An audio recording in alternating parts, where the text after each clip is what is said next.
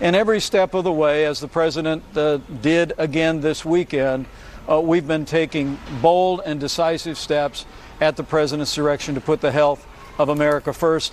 And I promise all your viewers that we'll continue to do just that. Because less than a month ago, on March 11th, there were 11 deaths in the United States. We're now approaching 4,000 deaths in the United States. And the next few weeks and months, it could be 100,000 or 200,000. The president last night said that New York and New Jersey, in his words, got off to a very late start in fighting the virus. But didn't the United States as a whole, and I'll reiterate the question, Mr. Vice President, didn't the United States as a whole get off to a late start? Well, the reality is that we could have been better off if China had been more forthcoming. I mean, the reality is that China's been more transparent with regard to the coronavirus than certainly they were for other infectious diseases over the last 15 years. But what appears evident now is that long before the world learned in December that China was dealing with this, and maybe as much as a month earlier than that the outbreak was real in China. Yeah, I'll just point out, it would have been good if the president wouldn't have been belittling the enormity of this crisis, the coronavirus pandemic, as he was. Now he's finally on board. The models, Mr. Vice President, do predict that 100,000 people dying are based on a national lockdown. But right now, the whole country isn't on the same page, as you well know. Why not, Mr. Vice President, issue a national stay-at-home order right now? Well, Wolf, respectfully, I'd take issue with two things that you just said. I don't believe the president has ever belittled the threat of the coronavirus. Well, I was suggesting, Mr. Vice President, with all due respect, meet this moment. I think he's expressed gratitude and confidence in healthcare workers in this country, and the American I'm not saying people that, but I was just suggesting President Trump is going to continue to be confident that we will meet this moment. But with regard to the modeling, let me just interrupt respectfully, Mr. Vice President. What I'm suggesting, he was saying at one point it wasn't as bad as the regular flu, and he was talking about automobile accidents. He seemed to be suggesting at one point there were 15 cases. It would get down to 0 very quickly. That was what I was basing that sentence on. But go ahead and make your point. Well, look, the president is an optimistic person. We've been, from the very beginning, when the president suspended all travel from China and stood up the White House Coronavirus Task Force in January, we have been hoping for the best, but planning for the worst. And that's been being worked out every single day. Yeah, if you're wondering the extent to which the Trump administration is trying to gaslight the American people, just watch Mike Pence claim that he doesn't think that, quote, Trump has ever belittled the threat of the coronavirus. And look, I get that Republicans traffic in this Orwellian fever dream where their goal is to rewrite history before our very eyes, but we have sat here for days and weeks watching as the White House and subsequently other Republicans and conservative media pretended that it didn't exist, that it was no big deal, and that it was going away within a few days. Have you been briefed by the CDC? Are the words about a pandemic at this point? No, we're not at all, and we have it totally under control. How concerned are you? Well, we pretty much shut it down. You know, a lot of people think that goes away in April with the heat, as the heat comes in.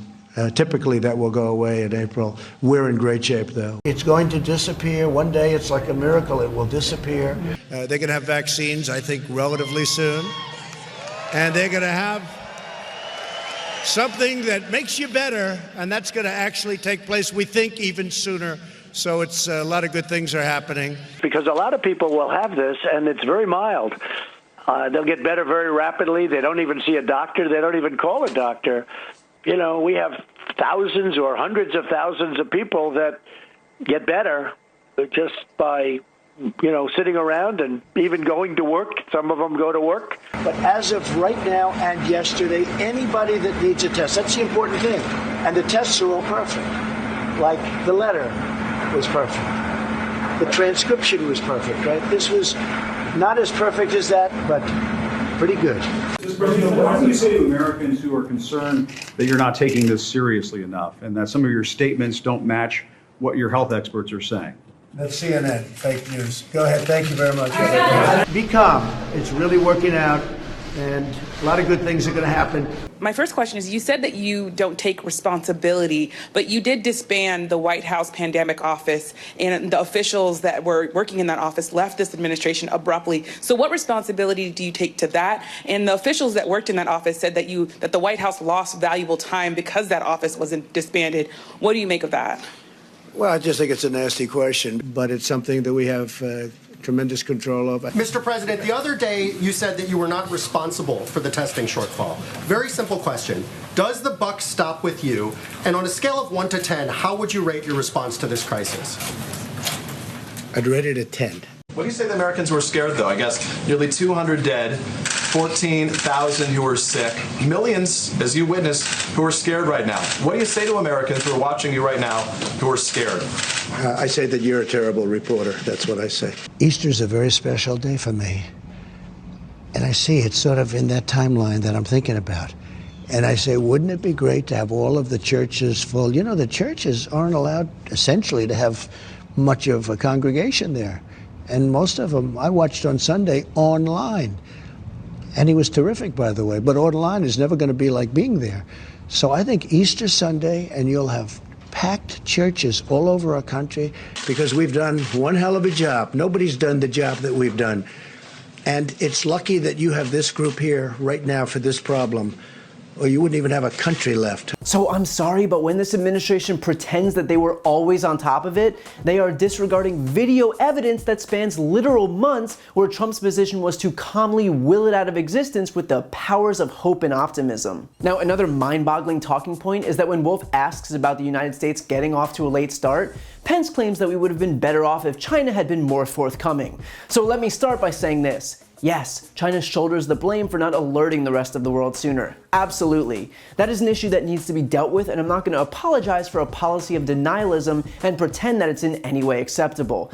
But with that said, it's our government that owns the response to it, which was also steeped in denial. So you can't be mad about China lying about the coronavirus and not be mad about Trump also lying about the coronavirus. Seriously, you don't get to blame China for how we responded once it got here. China did not stop other countries like South Korea from responding appropriately. If we lived in a vacuum, that would be one thing, but we have the luxury of being able to compare ourselves directly to other countries and see how they responded. So it's not like we're gonna see 100,000 Americans die and just hope we did a good job. We can just compare ourselves to other countries and know immediately how our response matches up. And the horrifying truth is that it doesn't come close. Just look at the US and South Korea. Both of us had our first cases on the exact same day. And now look at the difference in curves between the two countries. They have flattened their curve while ours is rising exponentially. So I don't know any other way to put this. Theirs is a good response, ours is objectively not a good response. You cannot look at these two curves and think that they are even on the same planet. Now, Pence goes on to discredit Wolf's point that Trump had downplayed the outbreak by leaning on the idea that Trump is just an optimistic person. But we don't need optimism. We can watch reruns of Friends if we want to have a good time. We needed honesty. We needed preparation. We needed experts. We needed clear messaging and decisive leadership. And we got none of that from Trump. Which is why now we're going to have to bury hundreds of thousands of people while the president and his mouthpieces still, months later, are pointing their fingers at everyone else.